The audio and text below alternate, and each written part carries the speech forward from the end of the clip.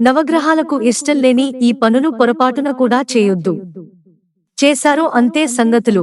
మామూలుగా మనం జీవితంలో సంతోషంగా ఉండాలి అంటే మనపై గ్రహాల అనుకూలత ఖచ్చితంగా ఉండాల్సిందే. నవగ్రహాలు మనపై సానుకూలంగా అనుకూలిస్తేనే మన జీవితం ఎలాంటి ఒడిదుడుకులు లేకుండా సంతోషంగా సాగిపోతుంది.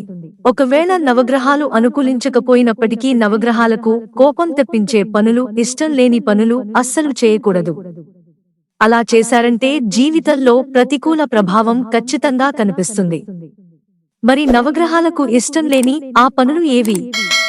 ఒకవేళ అలాంటి పనులు చేస్తే ఎలాంటి ఫలితాలు వస్తాయో ఇప్పుడు మనం తెలుసుకుందాం. గురువైన బృహస్పతికి కోపం రాకుండా ఉండాలంటే గురువులను గౌరవించాలి.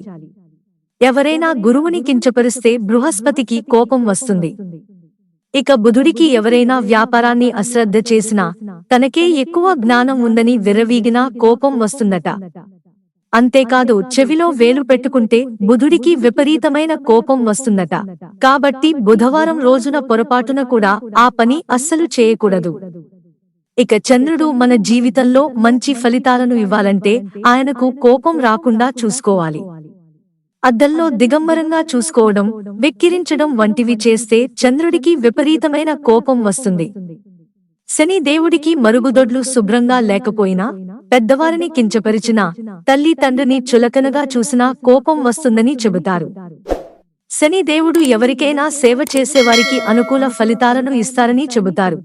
ఎవరైనా పితృదేవతలను దూషిస్తే సూర్యదేవుడికి కోపం వస్తుందని, అంతేకాదు సూర్యదేవునికి ఎదురుగా మలమూత్ర విసర్జన చేసినా, దంతధావనం చేసిన కోపం వస్తుందని చెబుతారు. అప్పు ఎగ్గొడితే కుజగ్రహానికి కోపం వస్తున్నది. వ్యవసాయ పరంగానూ మోసం చేస్తే కుజుడు సహించడు. ఇక శుక్రగ్రహానికి భార్య, భర్త ఒకరినొకరు అగౌరవపరుచుకుంటే కోపం వస్తుంది. లక్ష్మీదేవి కృప లేకపోతే శుక్రుడు కృప కూడా ఉండదు. ఇక లక్ష్మీదేవి భర్తలేని ఇంట్లో నివసించలేదని, గొడవలు పడే ఇంట్లో ఉండదు. కేతువుకి పెద్దలు మరణించిన తర్వాత చేయాల్సిన క్రతువులు చేయకపోతే విపరీతమైన కోపం వస్తుంది. మన జాతకంలో కేతువు మంచి స్థానంలో లేకపోతే, లేక ఆయనకు కోపం వస్తే పిశాచి పీడ కలుగుతుంది. వైద్యవృత్తి పేరుతో మోసం చేసినా, పాములకు ఏమైనా హాని చేసినా రాహువుకు కోపం వస్తుంది. నవగ్రహాలకు కోపం వచ్చే పనులు చేయకుండా, నవగ్రహాలు ప్రసన్నమయ్యే పనులు చేస్తే జీవితం ప్రశాంతంగా సాగుతుంది. మిత్రులారా, ఛానల్ సబ్స్క్రైబ్ చేసుకోవడం మర్చిపోకండి. ధన్యవాదాలు.